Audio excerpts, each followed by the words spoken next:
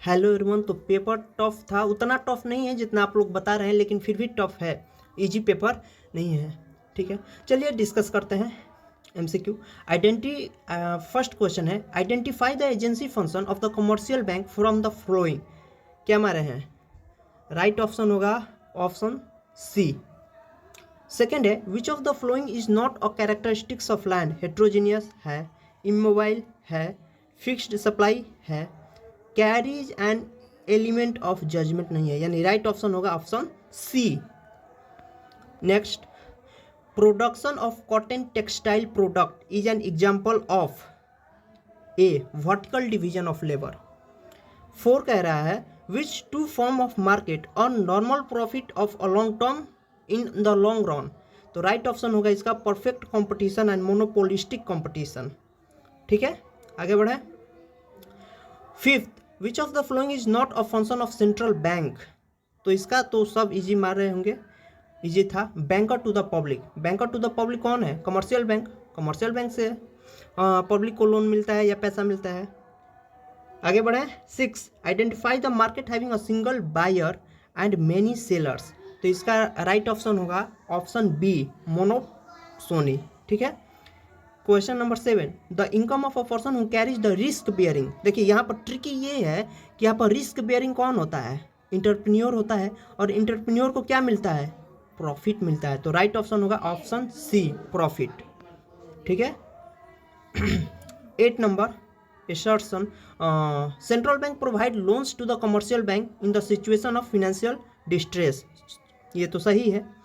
जो रीजनिंग बता रहा है इसका, central bank can order the government, नहीं, गवर्नमेंट करता है ऑर्डर सेंट्रल बैंक को, ये गलत हो जाएगा, यानी option A is true but R is false.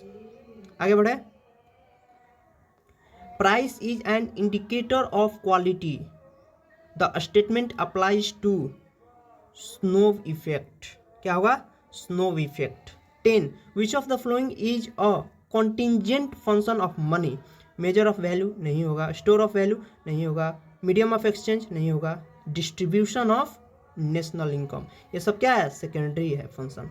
ये क्या हो गया? Distribution of national income is your contingent function of money. तो राइट ऑप्शन होगा option D. 11, the continuous rain and lack of fresh this. Question पढ़ लिए, इसका right option होगा मेरे हिसाब से, इसमें हम श्योरिटी नहीं बता सकते हैं आपको, क्योंकि ये हम अभी हमको भी समझ में नहीं आ रहा है। इसका राइट ऑप्शन हमको लग रहा है upward movement along the supply curve होगा। क्यों होगा? देखिए ये बोल रहा है कि टमाटर का जो दाम है वो बढ़ गया है, क्योंकि इसका क्वांटिटी सप्लाई बहुत कम हो गया है। सप्लाई टमाटर का बहुत कम हो गया, प्राइस क्या हो गया? हायर हो गया। इस केस में क्या होगा? Upward movement along the supply curve होगा। ठीक है, आगे बढ़े। 12, when product are differentiated on the basis of advertisement, brand's name, etc., it is called, क्या मारे हैं? Price differentiation.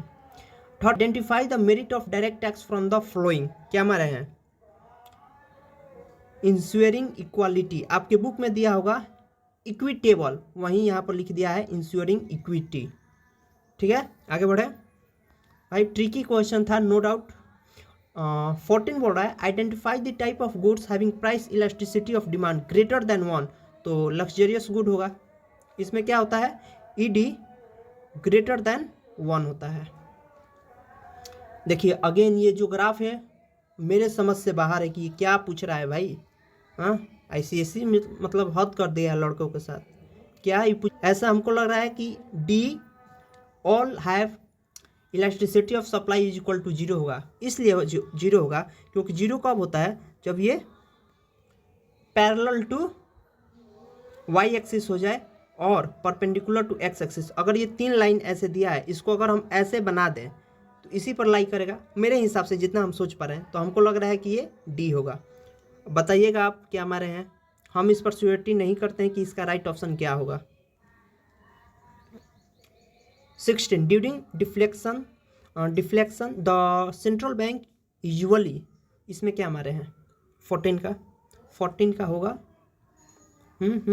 16 है ना, 16 का होगा D, increase buying government security. इसको तो हम बताए थे। Factor of production, produce means of production capital को बोलते हैं। अब जो बुक पढ़ा होगा वहीं करेक्ट मारा होगा। Produce means of production capital को बोलते हैं। नेक्स्ट है हमारा, विच of the following is a adverse outcome of Manning operation. देखिए ये डिस्ट्रक्शन ऑफ इकोसिस्टम से दे दिया है, इसका राइट ऑप्शन होगा आपका बी। ठीक है, आगे बढ़े।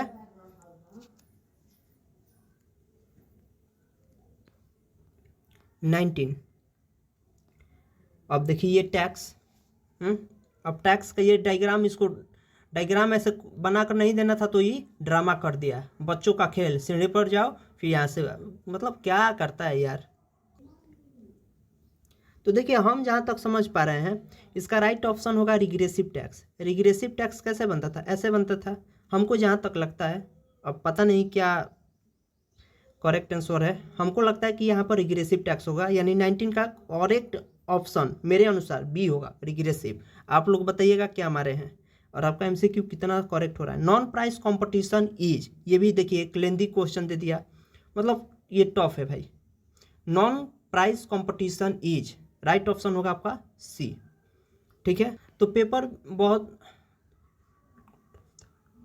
पेपर बिल्कुल टफ था, ऐसा नहीं बोल सकते हैं कि इजी पेपर आया था, लेकिन हाँ जो लोग बुक पढ़े हैं उनके लिए ये इजी होगा।